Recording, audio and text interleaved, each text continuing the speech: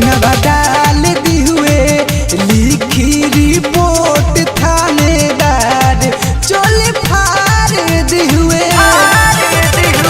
दरोगा जी है देखी ना ए होली में हमार पूरा गति हो गई। है लहंगा साया साड़ी सब हमार लोग एकदम पूरा रंग दिले बा। अरे रंग तो रंग सही मोबिलो लसरा दिले बा देखत नहीं खी। आइल रही फिल्म शूटिंग करे दूधी लासी गहिनी धराई चनपुर रामगढ़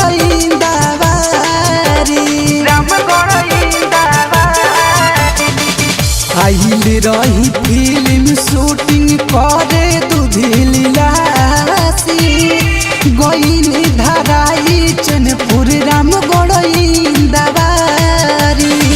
लइका मार कुंडी रावस्ट गज चूर की आदल हाट के हो पहले बालाल गुलाल गोरे गाल के हो बनल जतिया हमार कुल उतार दी हुए लिखी रिपोर्ट थानेदार चल फाड़ दी हुए।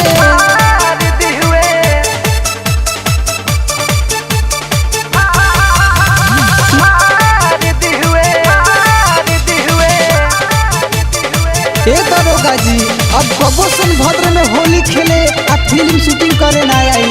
यहाँ के लोग बड़ा तंग करत रे कोहे सब फैन हई आई फिल्म देखे तो निशा लगाल रंगवा कही टोन फेंके कोहे सब फैन हई आई फिल्म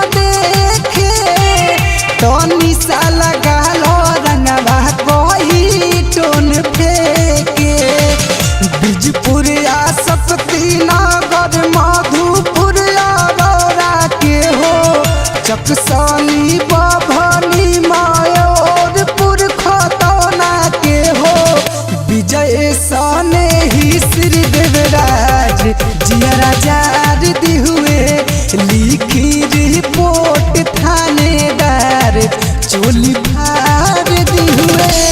ए दरोगा जी बड़ी गथी भइल।